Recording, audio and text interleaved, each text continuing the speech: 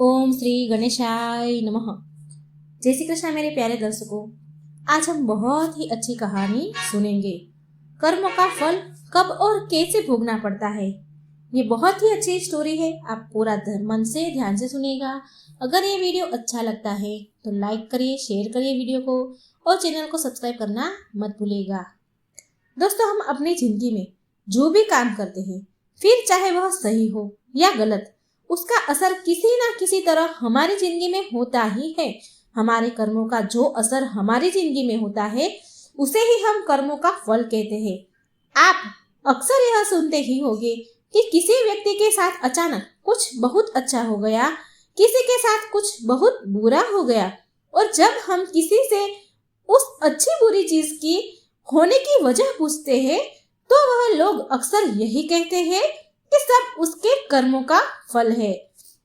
किसी के साथ कुछ अच्छा हुआ तो यानी उसने भी कभी ना कभी किसी से साथ कुछ अच्छा ही किया होगा, और यदि किसी के साथ बुरा हुआ है तो उसने भी कभी ना कभी किसी के साथ बुरा किया ही होगा। कर्मों के फल से कोई भी इंसान कभी नहीं बच सकता। आज नहीं तो कल हमारे कर्मों का फल हमें मिलता ही है। तो इस बात में कितनी सच्चाई है, इस वीडियो के जरिए इस बात को हम समझने की कोशिश करेंगे। नमस्कार दोस्तों, ये चैनल में आपका स्वागत है, दिल से स्वागत है। एक राज्य में एक राजा रहते थे। वह महान धर्मात्मा, न्याय प्रिय राजा थे और परमेश्वर के भक्त भी थे। उन्होंने एक बार अपने राज्य में ठाकुर जी का मंदिर बनवाया और एक पंडित को उसका पुजारी नियुक्त किया। वह पंडित महान सदाचारी, धर्मात्मा और संतोषी थे। वह राजा से कभी कोई याचना और ना ही कोई मांग करते थे। राजा भी उसके स्वभाव पर बहुत ही प्रसन्न थे। उसने राजा के मंदिर में पूजा करते करते हुए 21 वर्ष गुजर गए थे। 21 वर्ष के से वो राजा के मंदिर में पूजा करते थे। कभी भी राजा से किसी भी प्रकार का कोई प्रश्न नहीं किया। कुछ समय बाद राजा के यहाँ एक बेटे का जन्म हुआ। राजा ने उसे महान विद्वान बनाने का सोचा। उसकी शिक्षा के लिए बड़े बड़े राजगुरु राजा के पुत्र को शिक्षा देने के लिए आते थे। राजकुमार अब 21 साल के हो चुके थे। राजकुमार अब युवक बन चुके थे। राजा ने अपने बड़े बेटे के बड़े होने पर उसकी शादी एक सुंदर राजकन्या से की। शादी करके वह राजमहल आ गया। राजकुमार और वह राजकन्या अब दोनों ही खुश थे। लेकिन एक रात्रि में राजकुमारी को नींद नहीं आ रही थी। वह महल में इधर उधर घूमने लगी। अब अपने पति के पलंग के पास आई तो क्या वह देखती है कि हीरे जवाहरात वाली एक तलवार रखी हुई है। जब उस राजकन्या ने देखने के लिए वह तलवार म्यान में से बाहर निकाली, तब तीक्ष्ण धार वाली और बिजली के समान प्रकाश वाली तलवार देखकर वह डर गई। वह डर के मारे उसके हाथ से वह तलवार छूट गई और राजकुमार की गर्दन पर जा गिरी। राजकुमार का सिर कट गया और वह उसी वक्त मृत्यु हो गई उसकी। राजकन्या अपने पति के मरने का बहुत शोक करने लगी। वह खूब रोई।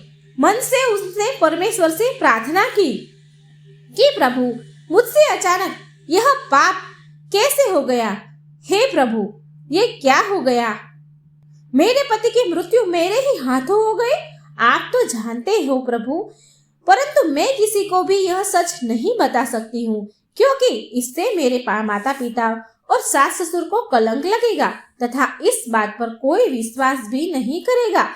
सुबह जब पुजारी जी कुएं पर स्नान करने के लिए आए तो राजकन्या ने उसको देखकर जोर जोर से रोना शुरू कर दिया और इस प्रकार कहने लगी कि मेरे पति को कोई मारकर चला गया। इतनी देर में सारे लोग इकट्ठा हो गए और राजा साहब आकर पूछने लगे, किसने मेरे पुत्र को मारा। वह राजकन्या कहने लगी, मैं जानती तो नहीं कि कौन था, परंतु उसे ठाकुर जी के मंदिर में जाते देखा। तुरंत राजा समेत सब लोग सैनिक सहित ठाकुर जी के मंदिर में आए तो पंडित को पूजा करते हुए देखा। उन्होंने उसको गिरफ्तार कर लिया। राजा ने पूछा, तुमने राजकुमार को क्यों मारा? पंडित ने कहा, मैंने राजकुमार को नहीं मारा। मैंने तो उनके राजमहल में कभी आया भी नहीं हूँ। उसके राजमहल में मैंने पैर भी नहीं रखा कभी, और ना ही कभी देखा है। इसमें ईश्वर की साक्षी है। महाराज, बिना देखे किसी पर अपराध का दोष लगाना ठीक नहीं है। पंडित की तो कोई बात ही नहीं सुनता था। कोई कुछ कहता था, कोई कुछ कहता था। राजा के दिल में बार बार विचार आता था कि यह पंडित निर्दोष है, परंतु बहुतों के कहने के लिए, बहुत लोगों के कहने की वजह से राजा ने सबकी बात मानी। राजा ने पंडित से कहा, मैं तुम्हें प्राण दंड तो नहीं देता, लेकिन जिस हाथ से तुमने मेरे पुत्र को तलवार से मारा है, तुम्हारा वही हाथ काटने का आदेश देता हूँ। ऐसा कहकर राजा ने उसका हाथ कटवा दिया। इस पर पंडित बहुत ही उसको पीड़ा हुई। वह कुछ दिन दुखी रहा और राजा को अधर्मी मानने लगा। उसके बाद उस राज्य को त्याग कर चला गया।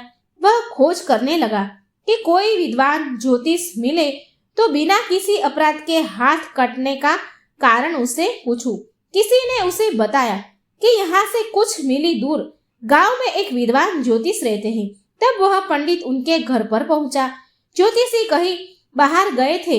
उनकी धर्मपत्नी से पूछा, माताजी, आपके पति ज्योतिष जी महाराज कहाँ गए हैं?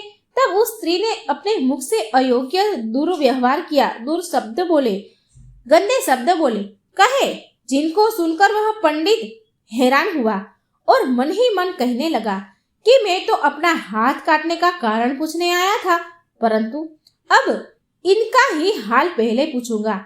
इतने में ज्योतिष आ गए। घर में प्रवेश करते ही ब्राह्मण ने उनके दुर्व्यवहार का दुर्शब्द कहकर जो उससे वो कारण पूछा, उनका तिरस्कार किया, परंतु ज्योतिष जी चुप रहे।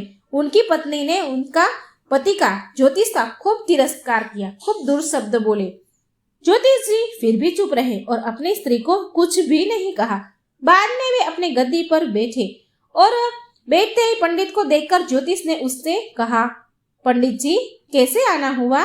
पंडित ने कहा, आया तो था अपने बारे में पूछने के लिए, परंतु पहले आप अपना हाल बताइए कि आपकी पत्नी अपनी जुबान से आपका इतना तिरस्कार क्यों करती है, इतने अपशब्द, इतना अपमान क्यों कर रही है, जो किसी से भी नहीं सहा जाता, और आप सहन करते हो?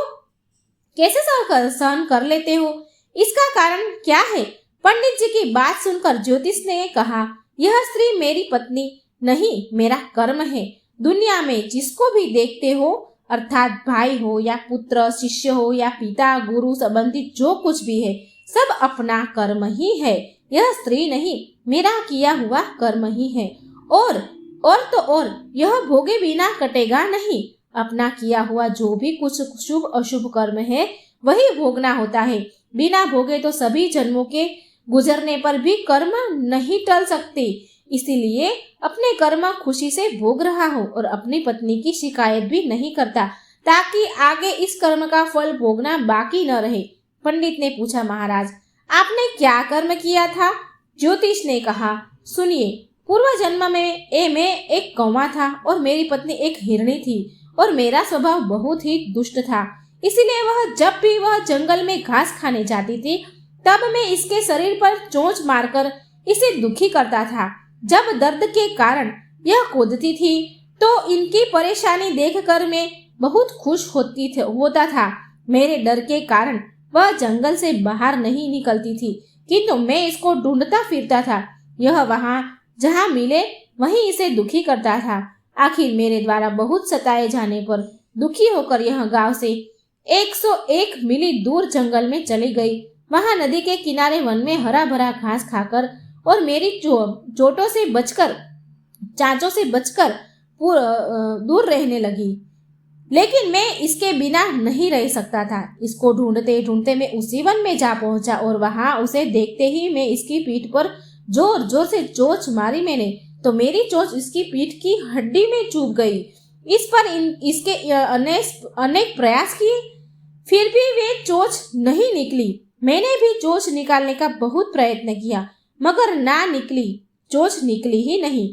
पानी के भय से ही यह दुष्ट मुझे छोड़ देगा, ऐसा सोचकर यह नदी में प्रवेश कर गई, परंतु वहां भी मैं अपनी चोंच निकाल न पाया।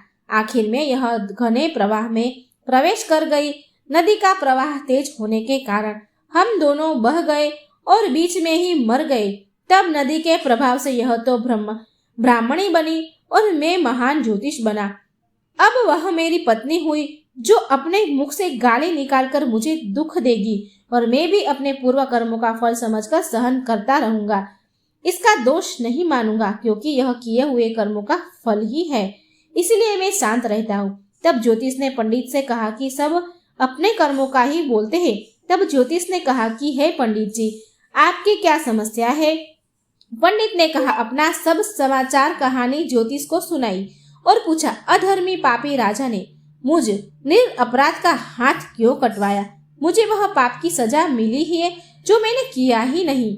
तब ज्योतिष ने कहा, राजा ने आपका हाथ नहीं कटवाया, आपके कर्म ने ही आपका हाथ कटवाया है। तब पंडित ने कहा, किस प्रकार? तब ज्योतिष महाराज ने बताया कि पूर्व जन्म में आप एक तपस्वी थे और राजकन्या एक गाय थी तथा राजकुमार कसाई था। वह कसाई जब गाय को मारने लगा तब गाय बेचारी जान बचाने के लिए जान बचाकर तपस्वी के सामने से जंगल में भाग गई। पीछे से कसाई आया तो तपस्वी से पूछा कि इधर कोई गाय आई थी। तपस्वी ने प्रण कर रखा था कि झूठ नहीं बोलूंगा, अतः जिस तरफ गाय गई थी उस तरह तपस्वी ने हाथ से इशारा किया तो कसाई ने जाकर गाय को मार डाला। नदी के किनारे वह उसको ले जा रहा था। इतने में ही उस जंगल में शेर आ गया और कसाई दोनों को खाकर गंगा जी के किनारे ही उनकी हड्डियां उसमें बह गई। गंगा जी की प्रताप से कसाई को राजकुमार और गाय को राजकन्या का जन्म मिला एवं पूर्व जन्म में किए हुए उस कर्म ने एक रात्रि के लिए उन दोनों को इकट्ठा किया, क्योंकि कसाई ने गाय को एक सरिये मारा था, एक कटार से मारा था। इसी कारण राजकन्या के हाथों से अचानक तलवार गिरने से राजकुमार का सिर कट गया और वह मर गया। इस तरह अपना फल देकर कर्म निवृत्त हो गया। ज्योतिष ने कहा, पंडित जी से कहा, तुमने जो हाथ का इशारा किया था, जिस हाथ से आपने गाय गई थी वहां पर इशारा किया था, वह कर्म किया था, उस पाप का कर्म ने तुम्हारा हाथ कटवा दिया है। इसमें तुम्हारा ही दोष है, किसी अन्य का नहीं है।